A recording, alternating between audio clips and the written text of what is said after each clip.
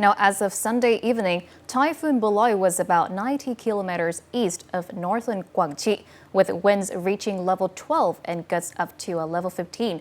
The storm is forecast to affect northern and central Vietnam from 28 to 30 September. With the severe weather expected from Thanh Hóa to Đà Nẵng, authorities have warned of widespread flooding, landslides, and damage to dikes and reservoirs. In response, the party's Central Committee's Secretariat has issued an urgent directive instructing local party committees, authorities, the Vietnam Fatherland Front, and mass organizations in affected areas to prepare thoroughly, moderate risk, and swiftly to protect people and property. Prime Minister Phạm Minh Chính has also issued Directive No. 174, requiring provinces to track fishing vessels, evacuate high-risk areas, and reinforce dikes, power grids, and telecom systems. Local authorities have been told to restrict sea activities, close beaches, suspend schools, and limit transport where necessary. Emergency supplies must be pre-positioned to avoid shortages. Deputy Prime Minister Trần Hồng Hà will head a frontline command team in the worst affected areas.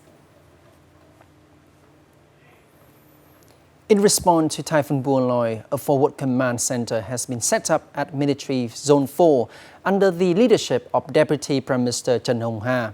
On Sunday, he chaired emergency meetings with local leaders and carried out field inspections in Nghệ An and Hà Tĩnh. The Deputy Prime Minister called for urgent evacuation of at-risk populations and the reinforcement of dams, dikes and reservoirs. He stressed that emergency supplies and personnel must be fully prepared under the fall-on-the-spot principle. Later, he visited Diệm Châu commune in Nghệ An province to check storm readiness and urge families to evacuate before moving on to Vũng Áng fishing port in Hà Tĩnh, where most vessels have been already docked or pulled ashore as winds and rain intensify ahead of landfall.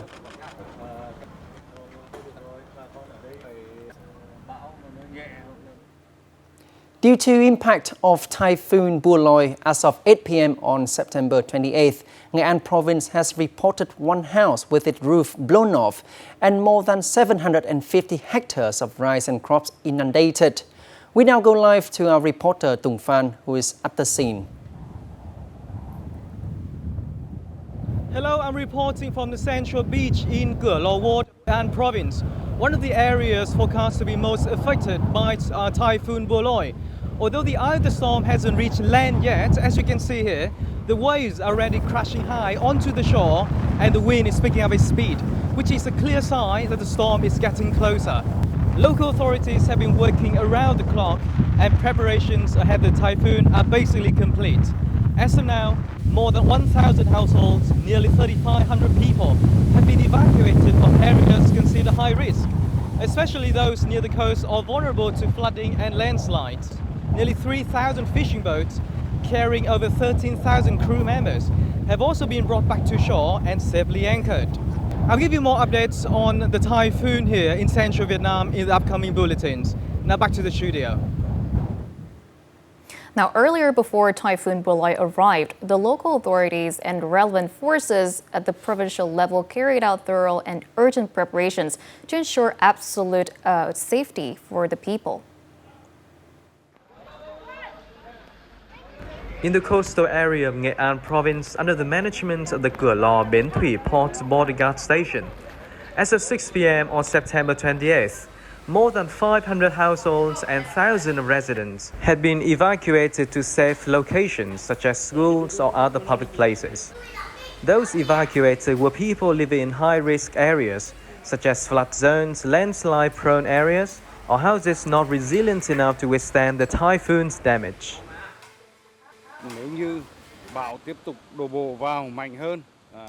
If the typhoon continues to hit stronger, we will proceed with further evacuations.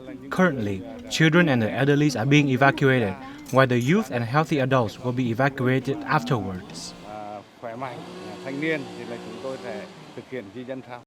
The local forces ensure the most essential needs of the people: rice, instant noodles, bottled water, communication devices, storm-resistant lines, blankets, so residents can maintain daily living while waiting for the storms to pass. At the evacuation sites, local authorities, police and military forces are on duty to ensure security, order, and are ready to assist residents in emergencies. Previously, evacuation notifications were delivered promptly and implemented quickly, ensuring the people were not caught off guard and had time to prepare.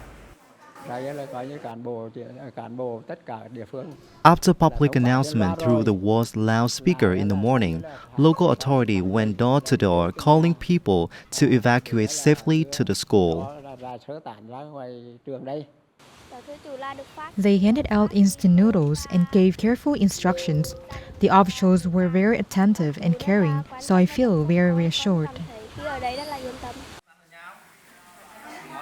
Local authorities has chosen the local school as the evacuation shelter, a familiar place that brings the children here a little bit of comfort. Now, watching them playing and having a laugh, it's clear that not all of them understand the seriousness of what's coming in the next few hours. But for now, they're safe and sound, surrounded by their family, supported by local authorities. And in moments like this, that's what really, really matters. Tung Phan reporting for Vietnam Today, Nghệ An Province. By Sunday noon, emergency crews in Quảng Trị Province had rescued 9 of the 11 fishermen after 2 boats from Ho Chi Minh City sank while seeking shelter at Cửa Việt Port. The latest survivor, Nguyễn Văn Trường, recalled how boats capsized rapidly in violent winds and waves, forcing the crew to cling on debris until help arrived. Rescuers deployed specialized drones carrying lifebuoys to locate survivors, while Border Guard and Unit 2 and local fishermen braved the storm in small boats using rope systems to pull others ashore. Search operations for the 2 missing crew members remain underway. In Hà Tĩnh Province, authorities are racing to reinforce 4 critical sea dikes already weakened by powerful waves. Rough seas have eroded about 100 kilometers of coastline, threatening thousands of homes in coastal communes, including Nguy Xuân, Lộc Hà, and Cẩm Xuyên.